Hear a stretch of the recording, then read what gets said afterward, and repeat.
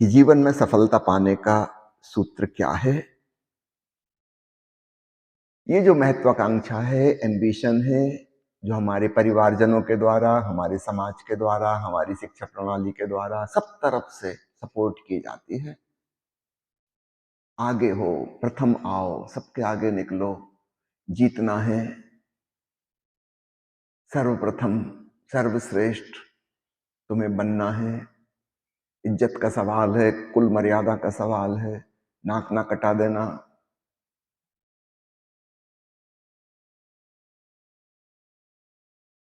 सब तरफ से हमें बीमार करने का उपाय किया जा रहा है। वही हमारी अशांति की जड़ है। हम बेचैन हैं, परेशान हैं, क्योंकि हम वहां हैं जहां हमें नहीं होना चाहिए। हमें कहीं और होना चाहिए, दूर का टारगेट, वहां तक पहुंचना है। इसलिए जहां हम हैं वहां तो हम शांत हो ही नहीं सकते, प्रसन्न हो ही नहीं सकते। लक्ष्य तो बहुत दूर है,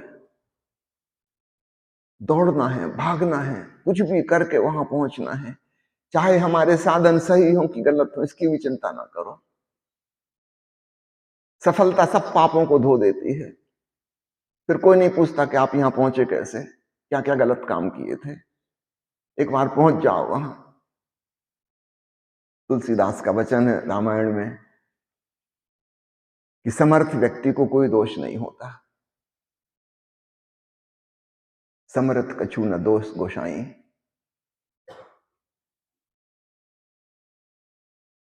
जो असमर्थ है, असहाय है, सारे दोषारोपण उसी पे हैं। सब उसी की गलती निकालेंगे। जो एक बार समर्थ हो गया, शक्ति संपन्न हो गया, फिर तो कानून ही उसके हाथ में आ गया। अब तो कोई उस पर दोष हो ही नहीं सकता। सफलता का पागलपन हमें अपराध और पाप की तरफ ले जाता है।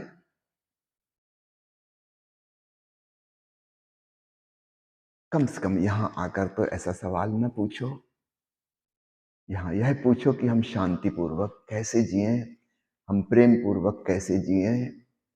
दुनिया की नजर में हम सफल हो कि असफल, भाड़ में जाए दुनिया और उनकी दृष्टिकोण। तुम उससे छूटो। दूसरों से मुक्ति जरूरी है, दूसरों के ओपिनियन से मुक्ति जरूरी है, तभी तुम शांति से, प्रेम से जी पाओगे, चैन की बांसुरी बजा पाओगे। वरना कभी चैन की बांसुरी नहीं बजेगी। क्योंकि दूसरे लोग हैं, वो हमेशा दूर का टारगेट बताते रहते हैं।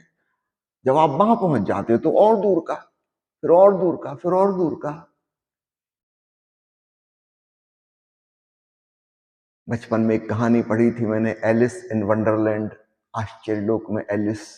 एक छोटी लड़की एलिस, उसको मॉर्निंग वॉक का शौक है। एक दिन चलते चलते वो काफी दूर निकल गई। उसे पता नहीं था कि कहां धरती की सीमा समाप्त हो गई और वो आश्चर्य लोक में प्रवेश कर गई है। वहां पहुंच के देखती है, बड़े मनोहारी दृश्य हैं, सब कुछ बहुत ही खूबसूरत है। वो बढ़ती जाती, आगे चलती जाती, चलने की शौकीन थी वो। चलते चलते थक गई, प्यासी भी हो गई थी, बहुत पसीना भी बह गया था चलने में। उसने देखा कि सामने ही आश्चर्य लोक की महारानी खड़ी हैं और उनके सामने टेबल पर भांति भांति के व्यंजन रखे हैं, पानी रखा है, फ्रूट जूस रखे हैं। और महारानी कह रही, बेटी आ, ये प्यारा प्यारा भोजन बहुत स्वादिष्ट। एलिस चलना शुरू करती है महारानी की तरफ। काफी देर चल चुकी, रू चौंक के खड़ी होती है कि हद हो गई, जब मैं चली थी तब सुबह थी, अब दोपहर होने को आ गई, सूरज सिर पे पहुंच गया। वो चिल्ला के पूछती कि महारानी, आपके और मेरे बीच की जो दूरी है वो तो उतनी की उतनी बनी है। ये कैसी विचित्र दुनिया है। महारानी कहती, तू धीरे धीरे चल रही, सारा दोष तेरा है। अरे दौड़ पागल, तेज। ऐसे धीरे धीरे चलने से कहीं कुछ मिलता है? जो हमारा सामान्य तर्क है, ठीक वही तर्क। एलिस ने दौड़ना शुरू किया। अब तो और मुसीबत हो गई। दौड़ने में तो और भी ज्यादा थक गई, और ज्यादा भूखी, और ज्यादा प्यासी हो गई। होते होते शाम का समय आ गया। वो फिर रुकी। उसने कहा कि महारानी, मैं कितना दौड़ चुकी, अब तो शाम होने का समय आ गया और हमारे और आपके बीच की दूरी तो बिल्कुल ज्यों की त्यों है जैसी सुबह थी। 1 इंच भी आगे नहीं बढ़ी क्या मैं? ये कैसा आश्चर्य लोक है, वंडरलैंड। तब महारानी हंसती है और कहती है, बेटी तू छोटी उम्र की है इसलिए तुझे समझ में आ गई ये बात। नीचे देख तेरी दुनिया में क्या हो रहा है। और अचानक एक पट खुलता है और एलिस को नीचे दुनिया में दिखाई देता है, पृथ्वी पे क्या हो रहा है। और सब भाग रहे हैं तेजी से। जवान है बहुत तेजी से दौड़ रहे हैं, बूढ़े हो गए थोड़ी गति कम हो गई मगर दौड़ते जा रहे हैं, दौड़ते जा रहे हैं। फाइनली सब अपनी अपनी कब्रों में जाके गिर रहे हैं। महारानी का देख तेरी दुनिया में क्या हो रहा है। सब अपनी कब्र की तरफ दौड़ रहे हैं, कितनी तेजी से, कितनी ताकत लगा रहे हैं। तेरी उम्र कम है, तेरे को समझ में आ गया कि दूरी कम नहीं हो रही। तुम्हारे संसार में जो लोग दौड़ रहे हैं उनसे पूछो क्या उनकी दूरी कम हुई है। बिल गेट्स की पत्नी तलाक दे के चली गई क्योंकि अमीर पति ही नहीं मिला जैसा चाहिए था। अब बिल गेट्स से ज्यादा अमीर कौन है? फिर पत्नी की आकांक्षा और ज्यादा की हो गई, इतने से पैसे से क्या होगा, ऐसे गरीबी में तक गुजारा होगा।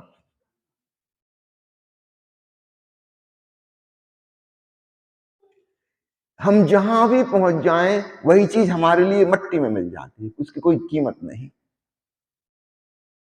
आपने वो गजल सुनी होगी जगजीत सिंह की, दुनिया जिसे कहते हैं जादू का खिलौना है, मिल जाए तो मिट्टी है, खो जाए तो सोना है। वो केवल तभी तक चमकता है सोने जैसा जब तक वो नहीं मिला। जैसे ही हाथ में आया, अरे सब राख, मिट्टी, बेकार, कुछ भी नहीं था ये। फिर सामने दिखाई देता है दूसरा सोना चमकता हुआ। दौड़ो वहां तक। अगर असफल हो गए तो रो, और सफल हो गए तो और ज्यादा रो, क्योंकि वो फिर राख हो गया। वो सिर्फ दूर से दिखता है वैसा।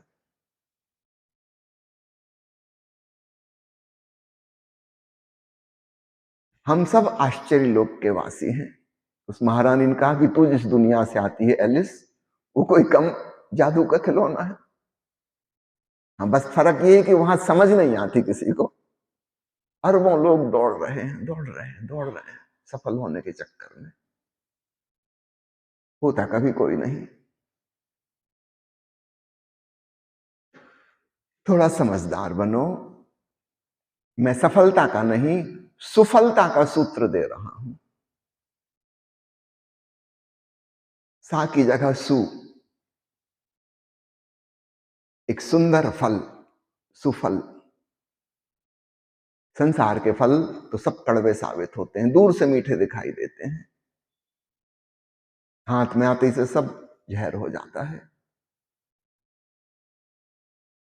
मैंने सुना है कि अनपढ़ आदमी सोचते हैं कि पढ़ लिख जाएं तो बहुत आनंद होगा। गांव का आदमी सोचता है शहर पहुंच जाएं फिर सुखपूर्वक रहेंगे। शहर का आदमी सोचता है महानगर राजधानी जाएं तब जाके सुख होगा। देश के महानगरों में रहने वाले सोच रहे हैं कि ऑस्ट्रेलिया, अमेरिका, कनाडा में जाके बसें, यहां कहां सुख। अमेरिका के आदमी सोच रहे हैं मंगल ग्रह पे पता लगाओ जीवन है कि नहीं, वहां चले, शायद वहां सुख हो। गरीब आदमी सोचता है अमीर हो जाएं तो सुखी हो जाएं। साधारण व्यक्ति सोचता है यश प्रतिष्ठा कमा लें तब सुखी हो जाएं। कुंवारा आदमी सोचता है विवाहित हो जाएं फिर मजा आएगा।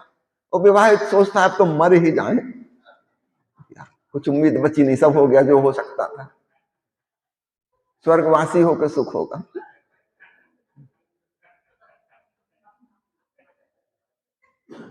मैं आपको पक्की गारंटी देता हूं स्वर्ग में जाके भी सुख नहीं होगा, क्योंकि आप ही तो पहुंचोगे ना वहां, सफलता वाले। आप वहां जाके कहने लगे फलाने देवता को अच्छी वाली अप्सरा मिली, हमको ये खराब वाली दे दी। ये इंद्र की तानाशाही कब तक चलती रहेगी? हड़ताल करेंगे हम, पथराव कर देंगे। अरे हमको भी इंद्र बनने का मौका दो। आप तो वही हो ना सफलता वाले, आप वहां जाकर दुखी हो जाओगे। कि जो महादेव है इनका रथ इतना सुंदर, और हमको बैलगाड़ी दी है, खच्चर गाड़ी। आप आदमी तो वही, यहां भी आप कह रहे थे हमको साइकिल मिली हो पड़ोसी कार में, भेदभाव तो वहां भी रहेगा। आप कैसे सुखी होगे मुझे बता दो स्वर्ग पहुंच के। हाँ, आपके पहुंचते ही से स्वर्ग में भी दुख की लहरें छा जाएंगी, वहां भी डिप्रेशन का इलाज ढूंढने के लिए आप साइकेट्रिस्ट ढूंढने लगोगे कि मनोरोग विशेषज्ञ देवता कौन है। बड़ा डिप्रेशन हो रहा है, किसी भी चीज का डिप्रेशन हो सकता है। मैंने सुना एक सज्जन, काफी लंबी उनकी उम्र हो गई थी, 108 साल जिए, मृत्यु हुई, पहुंचे हम लोग, वहां उन्होंने देखा कि सब मजा मौज मना रहे हैं, देवी देवता, अप्सराएं नाच रही हैं। मैंने कहा कि उनके गले लग गई, वो एकदम गालियां देने लगे। तो लोग हैरान हुए, कितने गुस्से में, इतने नाराज, गालियां देने लगे बाबा रामदेव को। इस बेवकूफ की वजह से मैं प्राणायाम करता रहा, अनुलोम विलोम करते करते 108 साल जिया। पहले आ जाते तो यहां मजा मौज करते, फालतू वहां पॉल्यूटेड हवा में दिल्ली की प्राणायाम कर रहे थे। खूब गालियां दी उसने रामदेव बाबा की, सत्यानाश कर दिया। उसने देखा उसके पहले जो लोग प्राणायाम नहीं करते तो पहले मर गए थे, वो सब वहां पे कब से मजा मौज कर रहे हैं, शराब के चश्मे बह रहे हैं। अरे पियो ही नहीं, नहाओ, शराब में नहाओ।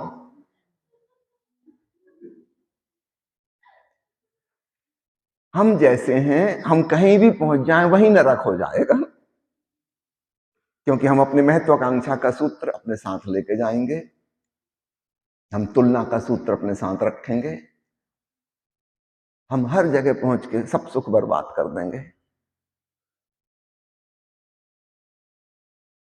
जरा सोच, मंगल ग्रह पे लोग जा रहे हैं, वहां बस्तियां बसने की योजना बन रही है, वहां करेंगे क्या जाके? अगर वहां जीवन है, जाके उसके साथ युद्ध करने लगेंगे, अपने को देखे काम आता है युद्ध करना, विस्फोटक सामग्री लेके पहुंच जाएंगे, मार काट मचा देंगे। हम मंगल ग्रह पे भी मंगल नहीं होने देंगे, वहां भी अमंगल करेंगे, उसका नाम ही बदलना पड़ेगा, अमंगल ग्रह। ये आदमी जहां पहुंच जाएगा वहीं अमंगल हो जाएगा।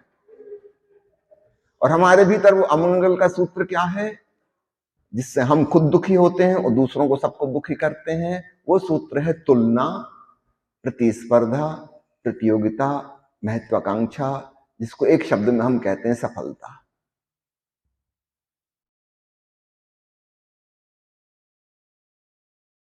हम उसको बीमारी की तरह देखते नहीं। कई लोग आके मुझसे कहते हैं, अपना इंट्रोडक्शन देते हैं, मेरा नाम फलाना फलाना, I am a young ambitious man, परिचय में बता रहे हैं बहादुरी के साथ, I am a young ambitious man.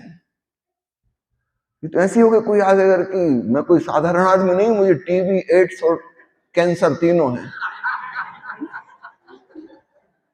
ऐसे छुटपुट सर्दी जुकाम वाला ना समझना। हम बीमारी में भी गौरवान्वित अनुभव कर रहे हैं। बड़ा गजब का काम कर दिया हमने। Ambitious man, angry young man, ऐसे अच्छे से बताते हैं कि कोई गुण, अपनी क्वालिटी बता रहे हैं। जिस चीज को कहने में शर्म आनी चाहिए, उसको हम सीना फुला के कह रहे हैं। निश्चित रूप से इससे छुटकारा तो हो ही नहीं सकता, उसको तो हम खुद ही पकड़ रहे हैं, बचा रहे हैं, उसको तो हम अपना आभूषण समझ रहे हैं, जंजीर को हम आभूषण समझ रहे हैं। छुटकारा कैसे होगा? थोड़े होश हवास में आओ। निश्चित रूप से जीवन को जीना है, आजीविका कमाना है, आत्मनिर्भर होना है, इतनी बुद्धि हम सब में है, हम इतना कर सकते हैं। शांतिपूर्वक, प्रीतिपूर्वक जीना सीखें, यह सफलता है। बाहर संसार में जितना करने योग्य है वो कर लेना।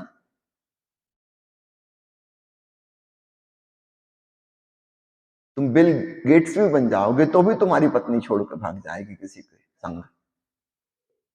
बनना है बिल गेट्स।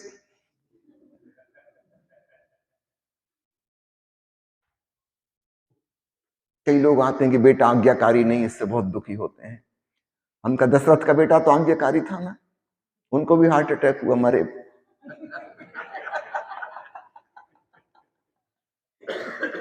कौन सा सुख मिल गया? राम जैसा बेटा होने से कौन सा सुख मिल गया?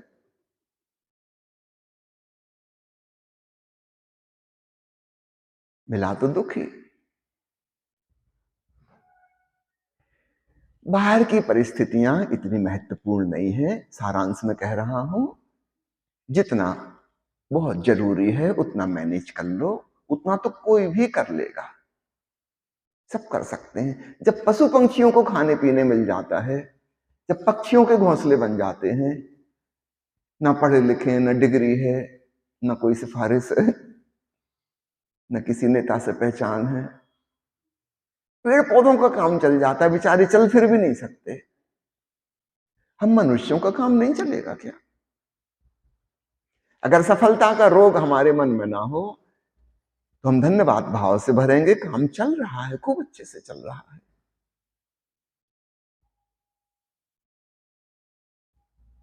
जितना है वो बहुत है।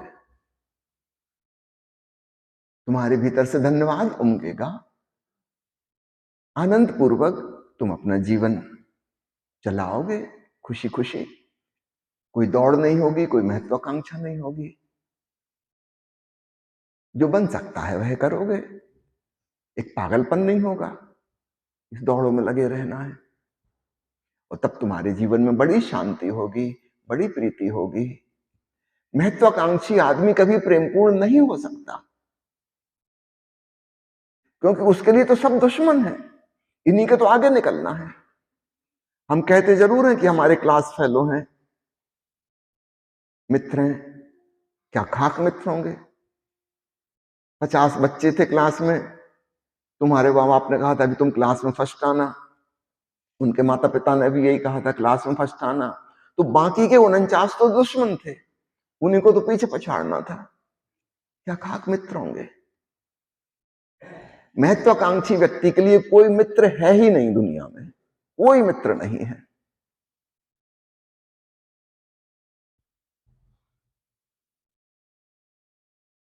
उसका टारगेट बस वो हासिल होने चाहिए, इसके लिए कुछ भी करना पड़े सब करने को तैयार है वो। अगर बाप की गर्दन दबानी पड़ती है दबा देंगे। अधिकांश राजा महाराजा इसी प्रकार से मरे हैं, या तो उनके भाई ने मारा है, या उनके पुत्र ने मारा है, या दामाद ने मारा है ज्यादा से ज्यादा, या सेनापति ने मारा है। और कौन मारेगा? यही उनके इर्द गिर्द है।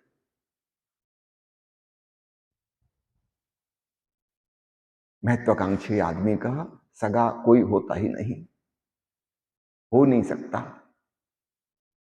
ना वो किसी का है, ना कोई उसका है। वो सिर्फ नाटक कर रहा है, दिखावा कर रहा है। ऐसे व्यक्ति के जीवन में प्रेम नहीं होता, वह पाषाणवत हो जाता है। ऐसे व्यक्ति के जीवन में कोई मित्र नहीं होता। हिटलर का कोई मित्र नहीं था, एक भी नहीं। एक स्त्री से उसका लगाव था, लेकिन शादी नहीं की, क्योंकि शादी में तो खतरा है। ये स्त्री घर में रहेगी, कल को जासूस से बन जाए, दुश्मनों से मिल जाए, भोजन में जहर मिला दे, रात को गला दबा दे। फिर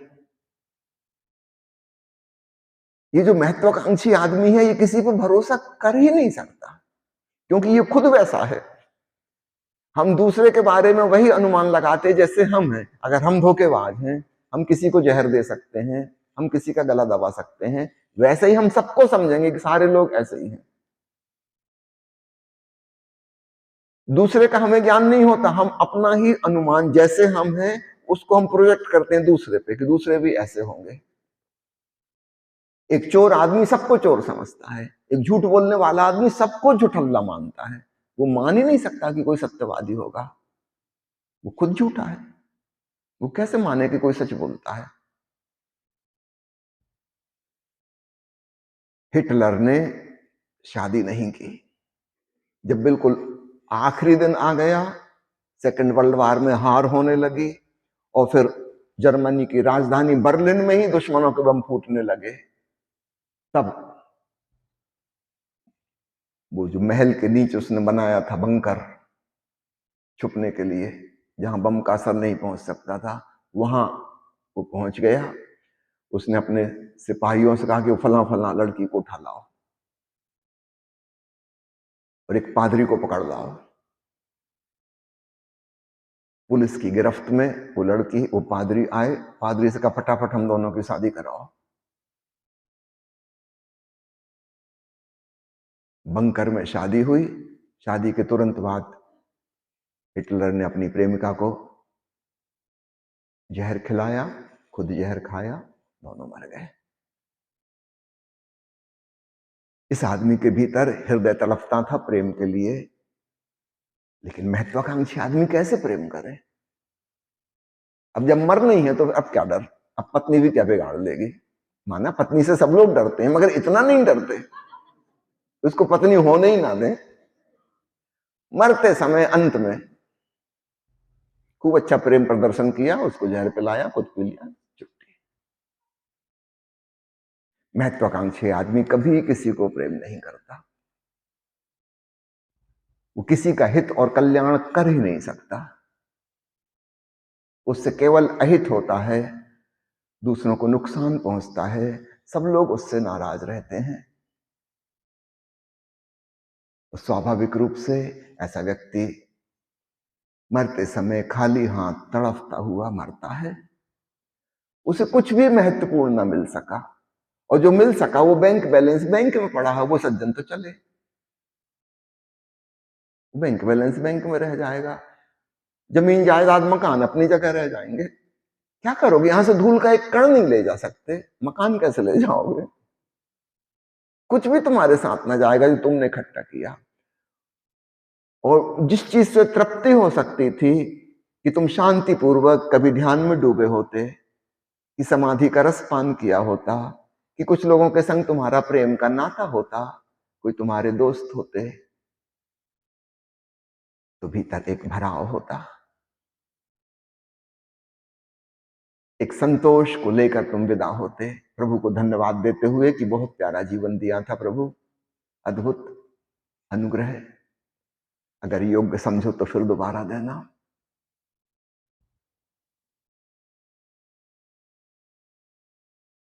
सफलता नहीं, सुफलता का सूत्र समझो। धन्यवाद।